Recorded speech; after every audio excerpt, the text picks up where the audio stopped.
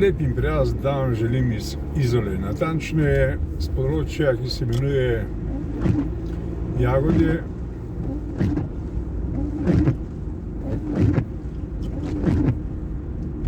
Temperatura v Izoli je 19 stopinj Celzija. Nekoliko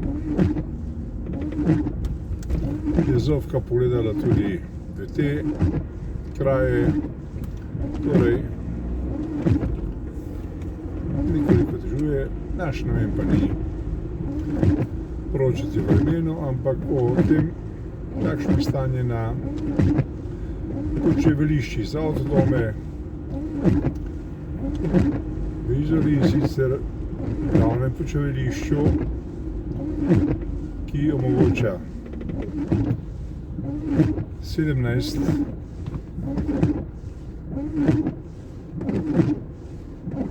parkirnih mest,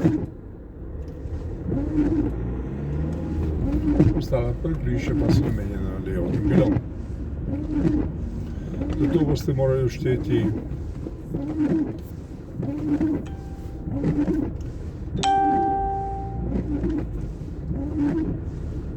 za 24 ur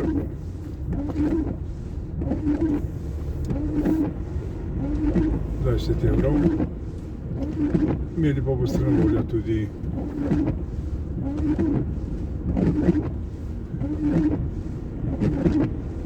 elektriko, priklop na točni del vode in seveda posebno mesto, kjer si lahko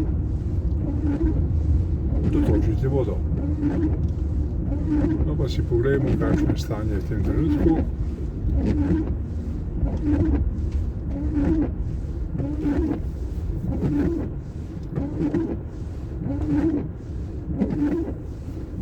Vidimo, da je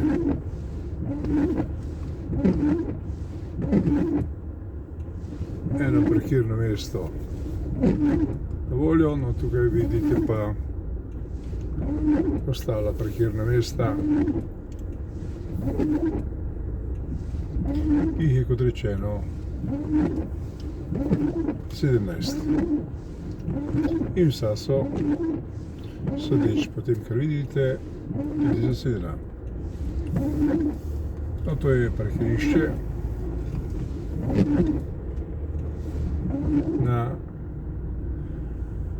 Tomažičevi ulici in tukaj imate vsa navodila, kaj morate storiti, in cena od 1.4. do 39. stane 20 evrov za avtodom na 24 ur. No, zdaj bomo šli še na eno parkirišče, imenovano Argo. To je na dvorišču ali pa delo nekdanje tovarne Argo, kjer seveda podrli vse objekte in na tem mestu naredili parkirišče za avtomobile, avtobuse in pa seveda tudi za avtodome. Vendar morate upoštevati pri tem pravilo, da če imate za avtodom, da velja v tem primeru, da je to izključno ali parkirišče in ne počivališče za avtodome. Torej, pred avtodomom svojim ne smete imeti nič, celo prespati ne smete. No, to je to področje na levi strani, kjer vidite ta dimnik in tole razsuto hišo, ki pravijo, da je to kulturni spomenik.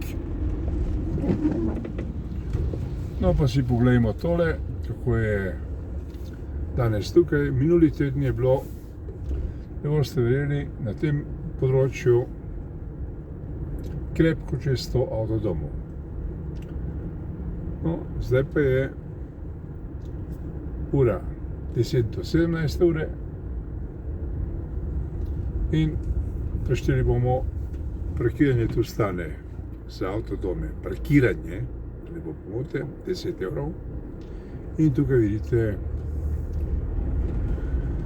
2, 4, 6, 8, 10,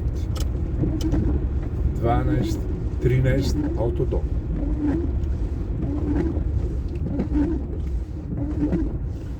To je niti desetina tistega, kar smo minuli teden videli tukaj na tem parkirišču, kjer so seveda Vrližolani zahtevali, da se ne smejo tukaj parkirani lastniki avtodomov izkrcati, kaj šele, da bi tu prespali. In tisti, ki so to storili brez dovoljenja, so jih vrli oglobili, čeprav je v bistvu županstvo trdilo, da jih le opominjajo. No in zato, kot vidite, v tem znamenitem parkirišču žal nimajo ne avtodomov in ne turistov. Tako je pač, če ne želiš imeti turistov, kar je seveda stvar odločitve županstva, komunalnega podjetja, ki s tem upravlja, in seveda samih Zolanov, ki jim je malo mar za turiste, ki bi jim morda pustili v denarnicah nekaj denarja. Namreč vsi ti turisti so zdaj na poti proti mejnemu prehodu Sečovlje in Dragonja, in tam čakajo eni skoraj 2 ure, drugi pa uro za stop na Hrvaško. In denar bodo pustili tam. Logično, zakaj bi ga v teh razvalinah, če je v bistvu na Hrvaškem bistveno bolj urejeno kot tukaj. Tako se imejte in lep dan vam želim iz turistične Izole.